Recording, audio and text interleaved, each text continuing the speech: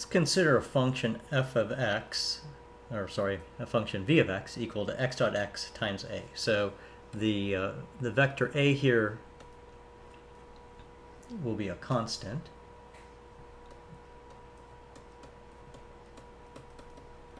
So that's given. And so v is a vector field here, and it's a function of x. And I'd like to find the gradient of v. And we'll go ahead and we'll do this two different ways. So, but we'll start with applying the standard definition for a derivative. We'll take our expression, and every place we see an x, we'll replace it with an x plus alpha h. So that's in two places. And then we'll take the derivative with respect to alpha and set alpha equal to 0 after we're done taking the derivative. Always take the derivative first, then set alpha equal to 0. So if we do that,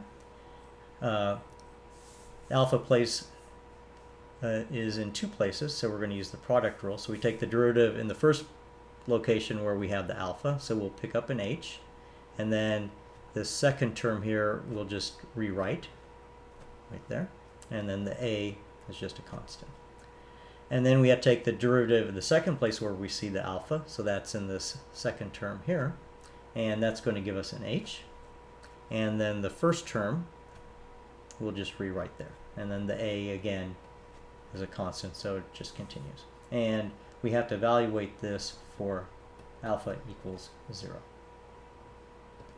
So if we do that, lots of terms go away, and from the first term we're going to have an x dotted with the h times a. So I can write that as a tensor order product x times h. And then in the second term I'm going to have an x dot h times a. So again, that'll be a tensor order product x times h. So those two terms are the same. So we can put them together. 2 times a outer product x times h. And now we can identify the gradient because we can split the h off. So we have the vector h here.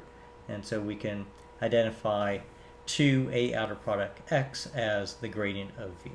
So you'll notice v is a vector. So v is a vector field. And its gradient, this will be a tensor field.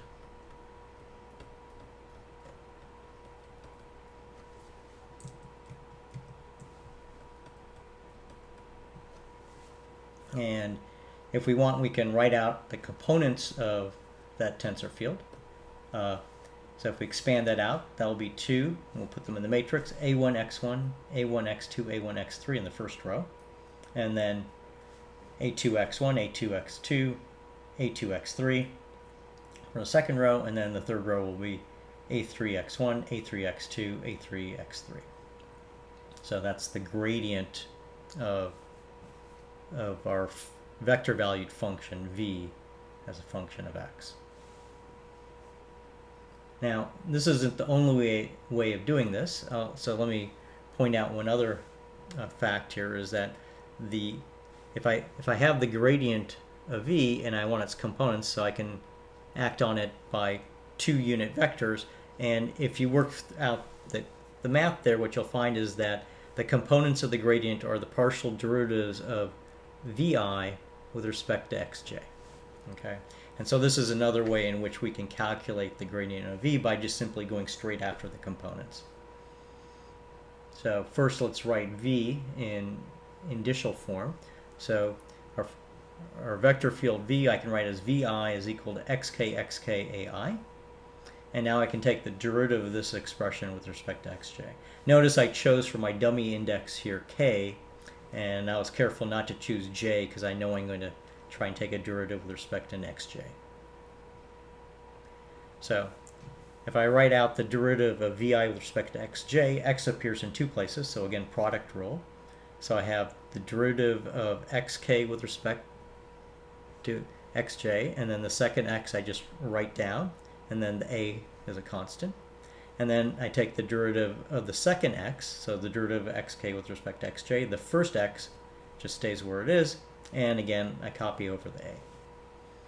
Okay, so now I have to think about what the derivative of xk is with respect to xj.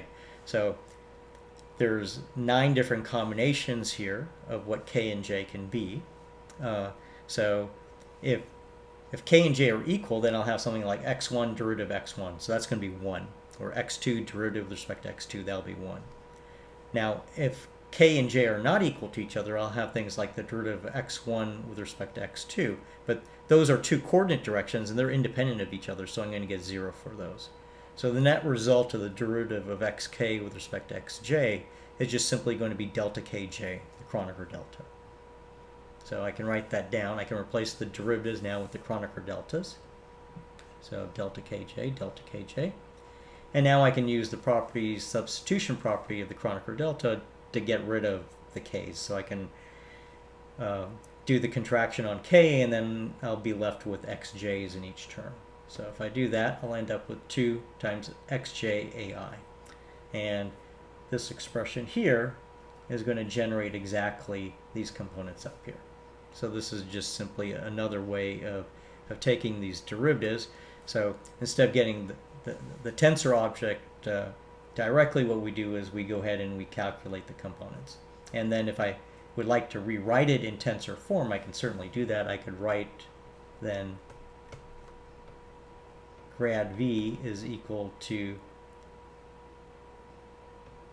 the derivative of vi with respect to xj ei tensor product ej. And so that would then allow me to reconstruct what I have up above. Note also, there's an alternate notation for this. We can write this as vi comma j. So the comma notation being used for partial derivatives. So anything comma j is identically equal to the derivative of whatever that is with respect to xj. So that's just notation there.